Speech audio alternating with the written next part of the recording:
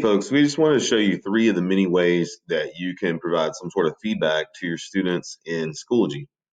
Some of these are completely within Schoology and some would be dependent upon you using like a Google product or something like that. You probably already do to provide feedback. So I'm just going into my sandbox course and I'm going to go to first a feature that is from a Google Drive assignment because I know that's so prominently used. So you know that your students have done, let me get rid of this, your students have done the Google Drive assignment, um, and you can go to their submissions and see them. So right here is my son's submission. This is obviously fake. One of the things that you can do is you can comment using the Google features for commenting, right? So all Google products, docs, slides, in this case, drawings, even sheets, and any Google product has some sort of commenting feature that's used typically in the global scenario to develop the product that you are working on. But in this case, we can use it to make a comment to review after the product is completed. So let's say this is his product. You'll notice I have comment only access. Um, as the teacher, I can't change his file. But one of the things that I can do is go up here to the comment button, which again is featured in every Google product, and add one. I can do it globally like this. And on many products, I can like highlight a certain section I would like to comment about and then hit it, and it highlights it and it pins my comment to it. Okay.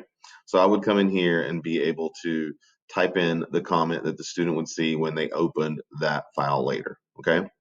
If you find that you have trouble with that because the assignments module doesn't always work as we would expect it, you can always hit open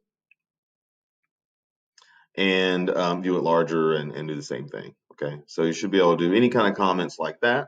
If you find that that still doesn't work, you can always find the folder for all of the submissions in your own Google Drive. Okay. One of the other things you'll want to do is provide maybe a numerical version of feedback, right? A grade. So you're going to come here and say, okay, here's the grade. And straight from the Google apps, a Google assignment app, you can add in the comment that will appear in their grade book. Okay.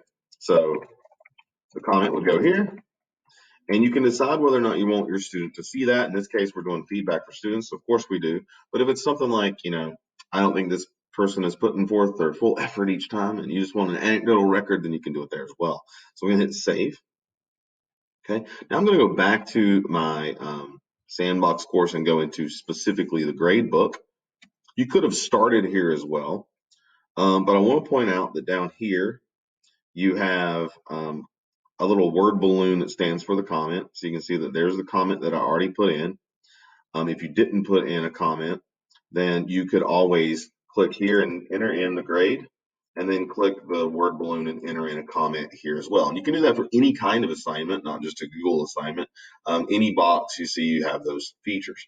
Okay, so that's the second version. If you wanted to send something, now I will say the student will only see that comment if they go to the grade book.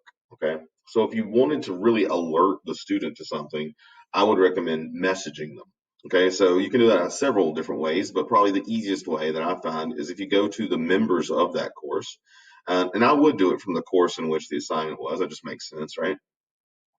You're going to click on the student, the gear beside the student's name, and you can see here that you can either send them a message, or you can actually message any linked parents. So that feature will be there if a parent is linked, and you can see that the parent's name is smaller underneath the member, the student's name in the roster. So I can send a message, and you're going to notice that it's just your typical kind of instant message kind of thing, but also has the features of a full-blown email. So you can see here that you can type in the subject, you can type in your message, but you can also attach links, files, resources from your resource files and group resources, or even append a video and do a full-blown conference with the student via the messages within Schoology. They will receive a notification up here at the envelope that they've been sent a message within Schoology. And this is a fantastic way to provide very poignant,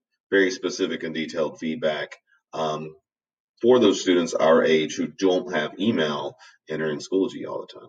So there's three key ways to provide feedback within Schoology. Thanks so much.